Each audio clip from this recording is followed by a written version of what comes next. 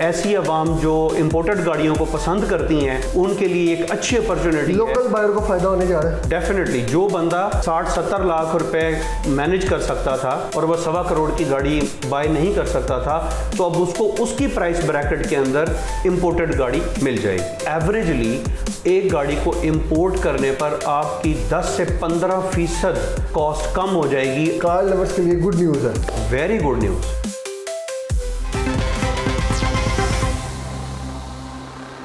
नाज़रीन, गाड़ियों के शौकीन अफराद के लिए खुशखबरी है। अपकमिंग बजट में जो है वो गाड़ियाँ सस्ती होने जा रही हैं। हमारे साथ all Pakistan car dealer association के आला अहदेदार आसिफ जमील साहब मौजूद हैं। बात करते हैं। सर, मुझे बताइएगा कि ये जो बजट आ रहा है इसमें सुनने में आ रहा है कि जो गाड़ियाँ हैं, बिलखसूस इम्पोर्टेड गाड़ियाँ हैं, ये सस्ती होने जा रही हैं। आवाम जो है वो उनके लिए एक सरप्राइज़ है। जी, ये आलमोस्ट इसको कोई 1 माह हो गया है इस बात को, और IMF के थ्रू उसके प्लेटफॉर्म से पाकिस्तानी गवर्नमेंट को ये कहा गया है कि आप अपनी इंपोर्ट और एक्सपोर्ट को बैलेंस करें। तो उसके मद्देनज़र जो बाहर से आने वाली गाड़ियां हैं जो डिफरेंट चैनल्स के थ्रू आती हैं, उन इम्पोर्टेड गाड़ियों के ऊपर कुछ टैक्सेस के अंदर कमी की जा रही है, जिसमें स्पेसिफिकली रेगुलेटरी ड्यूटी है और उसके अलावा एडिशनल कस्टम ड्यूटी है। ठीक है, उसको कम किया जा रहा है। कुछ सर्टन पीरियड के अंदर उसके डिफरेंट परसेंटेजेस कम किए जाएंगे।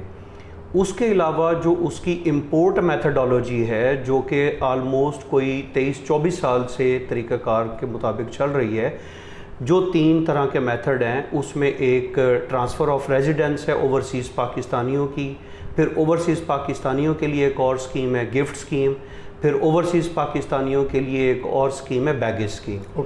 इन 3 स्कीम के तहत जो गाड़ियां आ रही हैं उस मेथड को भी चेंज किया जा रहा है। अब उसको कमर्शलाइज किया जा रहा है, कमर्शियल इंपोर्ट की तरफ लाया जा रहा है। ठीक है, उसका पर्पज़ ये है कि जो अनफेयर मीन के ज़रिए रकम बाहर जाती थी और उसके थ्रू फिर गाड़ियां आती थी, उसको भी कंट्रोल किया जा सकेगा। ठीक है, जो अनफेयर मीन तरीक़ों से जिस तरह वो गाड़ियां आती थी उनका भी इसमें उसको डिस्करेज किया जाएगा, ताकि ऑफिशियल मेथड से पेमेंट जाए और गाड़ियां आएँ। ये तरीका अब आगे आएगा। उसकी वजह से डेफिनेटली जो प्राइसेस हैं वो नीचे आएंगी। ठीक है, और आप यूँ समझ लें कि एवरेजली एक गाड़ी को इंपोर्ट करने पर आपकी 10 से 15% अभी कॉस्ट कम हो जाएगी अगर ये सिर्फ 2 मेथड चेंज कर दिए जाएं, जैसा कि इंपोर्ट मेथडोलॉजी जो पहले ओवरसीज़ पाकिस्तानियों के थ्रू आती थी वो कमर्शियल इंपोर्ट में बदल जाए, और दूसरा जो ड्यूटीज़ में फ़र्क आ रहा है उसकी वजह से। अगर इसको आम जुबान में समझे तो जो पहले सर के कहने का मतलब है कि जिस तरह से गाड़ियाँ पहले जिस वे से मंगवाई जाती थी, पाकिस्तान में इंपोर्ट की जाती थी, अब उसको टेक्निकली एक पॉलिसीज़ के थ्रू जो है एक SOPs तय कर दी जाएंगी, जिसके अकॉर्डिंग जो है वो गाड़ियाँ पाकिस्तान में इंपोर्ट की जाएंगी, जिससे जो है वो मार्केट में खासा धचका लगेगा, गाड़ियाँ सस्ती होंगी। अगर मैं गलत नहीं हूँ तो ऐसे ही है। देखिए, कंपटीशन की फ़ज़ा बेहतर हो जाएगी।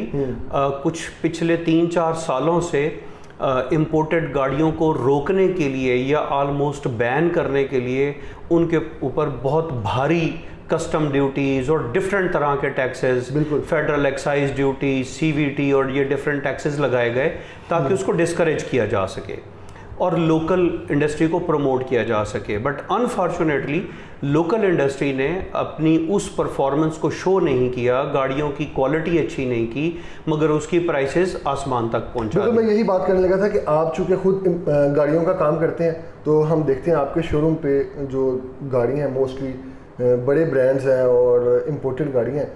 तो चूँकि आपने बताया कि ये बैन लगने की वजह से, ये ड्यूटीज़ बढ़ाने की वजह से कस्टमर जो है वो डाइवर्ट हुआ है लोकल मार्केट की तरफ, तो आप नहीं समझते कि लोकल मार्केट की तरफ जाने से जो गाड़ी 30-40 लाख की, हमें सिविक की अगर मिसाल ले लें, एक आम गाड़ी है जो मिडिल क्लास जो तबका है वो रखता था, वो 1 करोड़ में चलेगी कीमत।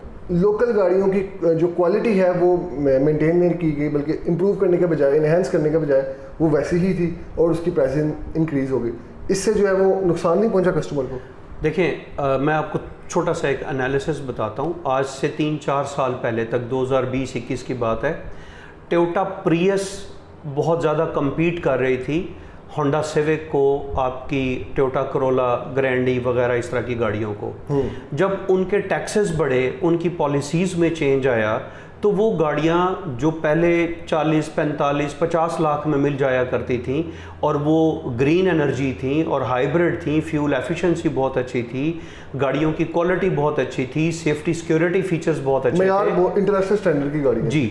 तो वो गाड़ी उन पॉलिसीज़ की वजह से वो गाड़ियाँ चली गईं 1-1 करोड़ रुपए तक। तो इनको उसके अम्ब्रेला के अंडर ये एडवांटेज मिल गया कि जी चलें ठीक है, अब हम अपनी गाड़ियों के भी प्राइसेस बढ़ा दें, क्योंकि अब अगर लोग गाड़ियां खरीदेंगे तो अब हमारी खरीदेंगे, क्योंकि वो तो ज़्यादा है, वो बंद हो गया, वो रास्ता बंद हो गया, अब आम के पास ऑप्शन ही ये बची लोकल गाड़ी जी। और लोकल गाड़ी की कीमत लेकिन इन्होंने क्या किया, sorry to cut you off, के जो टोयोटा प्रियस की प्राइस 1 करोड़ 10 लाख 15 लाख 20 लाख तक चली गई, तो इन्होंने अपनी जो सब स्टैंडर्ड गाड़ियां थी उनकी प्राइसेस 1-1 करोड़ को पहुंचा दी। बिल्कुल उनसे 10-20 लाख उल्टा कम रख के तो 50 लाख वाली गाड़ी 1 करोड़ में देना शुरू कर दी। अब लोगों के पास और कोई ऑप्शन नहीं था कि यार चलें ये 0 मीटर भी है, यहाँ की लोकल वारंटी भी है, आपके पास पार्ट्स की अवेलेबिलिटी है और मेंटेनेंस आसान है, लेकिन इन्होंने नाजायज़ मुनाफे कमाने के लिए ये सारा तरीका किया। और इनके साथ कमिटमेंट थी, जो लोकल मैन्युफैक्चरर्स थे, गवर्नमेंट के साथ कमिटमेंट थी कि ये आफ्टर 5 ईयर्स ये एक्सपोर्ट स्टार्ट करेंगे with qualitative products. Okay.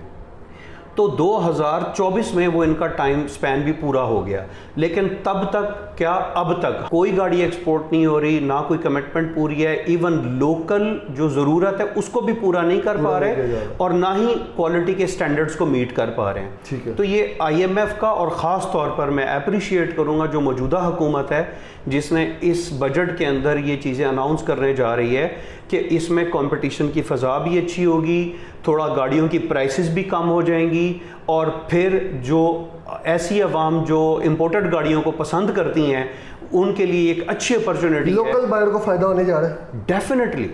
Definitely जो बंदा 60-70 लाख रुपए मैनेज कर सकता था और वह 1.25 करोड़ की गाड़ी बाय नहीं कर सकता था, तो अब उसको उसकी प्राइस ब्रैकेट के अंदर इंपोर्टेड गाड़ी मिल जाएगी। मतलब ये एक कार लवर्स के लिए गुड न्यूज़ है।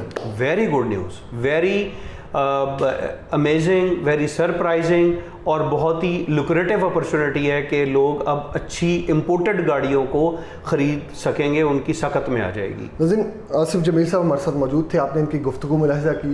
इन्होंने बताया कि जो है अपकमिंग बजट है इसमें जो है कुछ ऐसी पॉलिसीज़ आ रही हैं जिसके थ्रू जो है वो गाड़ियों की मार्केट जो है वो बेहतर होने जा रही है, कंपटीशन बढ़ेगा और जो प्राइसेस हैं वो डाउन होंगी, जिससे जो है वो लोकल बायर को जो गाड़ी अफोर्ड नहीं कर पा रहा था उसको जो है वो खासा फ़ायदा होने जा रहा है। उम्मीद है आपको ये वीडियो पसंद आई होगी।